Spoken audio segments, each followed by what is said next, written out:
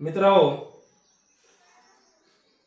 नवीन वर्षाच्या हार्दिक हार्दिक शुभेच्छा. तुम्हाला शुभेच्छा तर दिल्याच पाहिजेत, कारण की नवीन वर्ष हे सुखाचं जावं. तुमचं सुखाचं जाणारच ना, का की तुम्ही आई वडिलाला सांभाळणार आहेत. बरोबर, त्याकरता तुम्हाला शुभेच्छा. तुम्ही बस, लोक म्हणतात तुमचा नवीन वर्षाचा बिझनेस चांगला चालावा, इथून मागाला चांगला चाललाय, इथून पुढे चांगला चालणार, त्याकरता शुभेच्छा देते. तुमचं आरोग्य निरोगी जावं. बस मी तर म्हणतो, तुम्ही आई वडिलाला चांगलं सांभाळा, तुमचं आरोग्य निरोगी जाईल आणि तुमच्या धंद्याला यश मिळेल. बस ह्याच्या व्यतिरिक्त काहीच नाही बोलणार.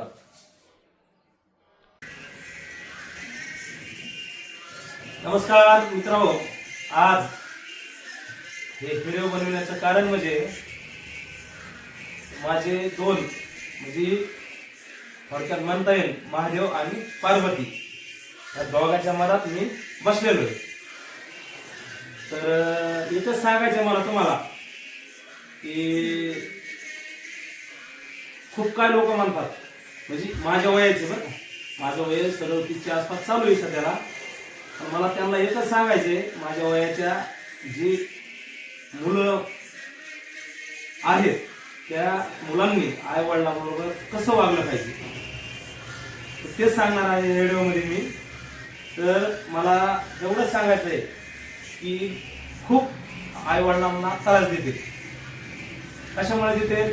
तुम्ही आमच्यासाठी काय केलं हा मोठा प्रश्न आहे. तुम्ही काय केलं म्हणजे तुम्हाला जिवंत त्याने ठेवलं. जर तुम्हाला जन्मच नसता दिला तर तुम्ही ह्या कर्तव्यावर आता सध्याला आई वडिलाला बोलायला बी राहिला नसता. तर तुम्हाला एकच सांगतो मी, अजिबात तुम्ही आई वडिलाला कसलाही त्रास नाही दिला पाहिजे. का की त्यांच्यामुळे आज आपण ह्या जगात आज बघतो, फिरतो, आम्हा सर्व संघ आपण चर्चा बोलतो करतो, साऱ्या गोष्टी म्हणजे सारं काय आपल्याला जग कोणापासून आई वडिलापासून मिळत आहे. तर तुम्हाला मी एवढंच सांगतो की आई वडिलाला म्हणजे एक दर दिवस जास्त नाही पण चांगल्या गोष्टी जर बोललात का, काय चाललंय आई, काय चाललंय अण्णा पप्पा, जे काय असेल ते, तुमची तब्येत व्यवस्थित आहे का. काय जण नोकरदार लोक आहेत, खूप काय पैशावाले, उपयोग नाही. जे आपले आई वडिलांना सांभाळता येत नाही ते पैशाचा उपयोग नाही कोणालाच. आणि तुमचा पैसा म्हणजे मी तर म्हणतो काहीच पैशाचा उपयोग नाही ज्यांना आई वडिलांना सांभाळता येत नाही ते. तर माझे आई वडील आहेत समक्ष, त्यांना कोणत्या गोष्टीत किंवा इतक्या शब्दाने मी दुखवलंय का ते तुम्ही आई वडिला आणा आणि सांगा. तुमच्या मन हे बघा, माझे तर हे भोळे महादेव आहेत, म्हणजे ह्यांनी मला जन्म दिला या कर्तव्यावर, त्यांनी आज मला बघण्यासाठी एक वागणूक दिलेली. ते मी म्हणतो एवढाच मी खूप भाग्यवान आहे. तर अण्णा तुम्ही सांगा की जे येईल ते माझे म्हणजे माझे मोठे बंधू दादा, माझ्यापासून माझ्या कुटुंबापासून तुम्हाला काय तकलीफ आहे का? बोला जरा, दोन शब्द बोला. माझं कुटुंब सुखाचं आहे कोणते आमचे अण्णा, आमचे भोळे म्हणजे त्यांनी खूप बघा पायाला नक्कल नाहीत राहिले त्यांना आज खूप काय म्हणजे जागेवर बसून खायचे दिवस आहेत.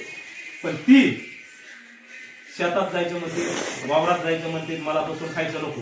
आता सध्याला आम्ही आमच्या म्हणजे आम्ही काय, मी काय मोठा नाही म्हणजे आता आई वडिलांहून माझ्यावर समजत असेल तुम्हाला, मी बाहेरच्याच घरात राहतोय, पण आई वडिलाला जेमताम म्हणजे कोणत्याच गोष्टीत कमी करीत नाही. तर आहे तू सांग काय गोष्टी, माझे दादा म्हणजे माझे मोठे बंधू म्हणजे तुझा मोठा लेख, मी बारकाय, म्हणजे आम्हा दोघं पण तुम्हाला काही तकलीफ वगैरे काहीच नाही. मला लेखासून आपण ते आहेत का आम्हा दोघाला करायचं नाही. ते आहेत का बिना फुकट खात होतो आम्ही. माझ्या दुखण्या गुडघ्या हातापायाचं मला 9 लाख रुपये खर्च आहेत माझ्या लेखाला. मला सगळं चहा म्हणजे आमची आईला गुडघ्याचं ऑपरेशन केलंय उजव्या, तर हे सहन न झाल्यामुळे आई आमची कोमात गेली. तर कोमातून बाहेर आणली म्हणजे पैशाचा हे बघा, मी तर म्हणतो त्यांनी इस्टेट ठेवलेली आपल्यासाठी, शेत जे काय असेल ते आपल्याला जन्म दिला म्हणजे आपणच इस्टेट, त्यांना आपण जीवन म्हणजे आपलं एक हे त्यांना म्हणजे काहीच बोलता येत नाही. एक जिवंत आहे ते कोमातून आणल्यामुळं आम्हाला एवढा आनंद वाटायला लागला की विषयच नाही. ते बाकीचं काहीच बोलू शकत नाही. तुला आहे काय समजत होतं का तुझं दुखत होतं तेव्हा मला मागायला काही 5-6 सुद्धा महिन्यापूर्वी? पाणी जात होतं इकडून तिकडून बिस्किटाचा गाळ करीत जणू टाकीत रडत बसली सगळी कुटुंब माझं. कुटुंब म्हणजे माझे मालकीन, दादाची मालकीन, आमच्या वडील नातू पूर्णपणे हिचं देखभाल केलेले असं कुणी करीत नाही.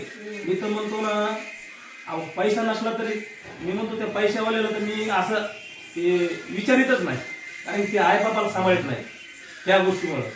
मला त्याच्याशी काय म्हणजे सांगू शकत नाही. आई वडील खुश तर आपण खुश. आता ही माझी 2 मुलं आहेत काय, ते 2 मुलं पण सकाळी आई वडिलाचं दर्शन घेतल्याशिवाय, आमचं तर घेतेच पण आई वडिलाचं दर्शन घेतल्याशिवाय शाळेत जात नाही.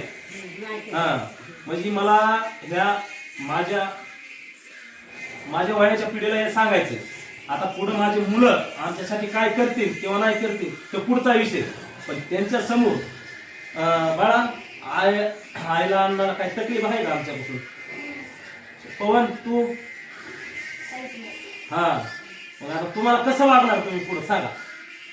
तुम्ही जसं आई आणण्यासोबत वागतात तसं हा जाऊन दुप्पट करतो. जास्त सांभाळतो म्हणायचं. तुम्ही एकच काम करायचं, लेकीला बोलायचं. शाळेत गेला शिकायचं नाही, आपला अभ्यास आणि आपलं बाकीचा उद्योग. हा समजलं ना? म्हणजे हे आई अन्नाचं मला सांगणं होतं की बाबा तुला शाळेत नाही काय करता येणार पण तू व्यवस्थित राहा. मी आपला व्यवस्थित राहिलो म्हणून मी आज माझ्या धंद्यावर फुलपणे म्हणजे एकदम फोकस आहे माझा. बाकीचा उद्योग नाही काय नाही, माझ्या काही हिल कॉलेजचे पोकले नाहीत आणि तेच धंदा बघतो मी. बस माझा आता सध्याला मजाच चालू आहे. माझं कुटुंब एकदम सहकुटुंब माझं सुखात आहे. 10 परिवार आहेत माझे, 10 माणसं आहेत. माझे पुतणे पण माझ्यासारखेच आहेत, बिगर व्यसनी अजिबात पंचायत काय म्हणजे ह्याचा अजिबात नाही व्यसन फिसन. आणि एकदम आमची 10 माणसं एकदम सुखात राहतो. बस एवढंच सांगायचं. अण्णा आहे तुला काय बोल? सगळं सुख आहे आई बापाला, फक्त माझ्या गुडघ्याचं टेन्शन नाही. मला एवढंच एक सांगायचं आहे की या व्हिडिओ मध्ये आईच्या गुडघ्यासाठी जर काय औषध मिळत असतील तर कृपया मला कमेंट मध्ये सांगा. आणि हे पूर्ण चाळेत का हे असं वाजत आहे मला, ह्यासाठी जर काय करता येत असेल ते बी सांगा. मी तिथं यायला तयार आहे आणि तेवढं नीट करायला बी तयार आहे. तिची जगण्याची इच्छा आहे की बाबा मी शेतात काम करावा आणि अजून माझ्या या नातरुंडाचं यांच्या पतरुंडाचं मी कौतिक बघावं, हा अशी इच्छा आहे तिथे. त्याच्यामुळे आम्ही तिला कोणत्या गोष्टीमध्ये कमी करीत नाही. याकरता तुम्हाला जर काय उपाय निघाला तर आम्हाला कळवा. माझा कॉन्टॅक्ट नंबर देईल मी तिथं, त्याच्यावर मला फोन करून सांगू शकतो. सगळी जमीन पाणी पे बारायची माझी, फक्त सुख नाही मला. म्हणजे हे गुडघ्यामुळे गुडघे मला सुख नाही. शिरार माझं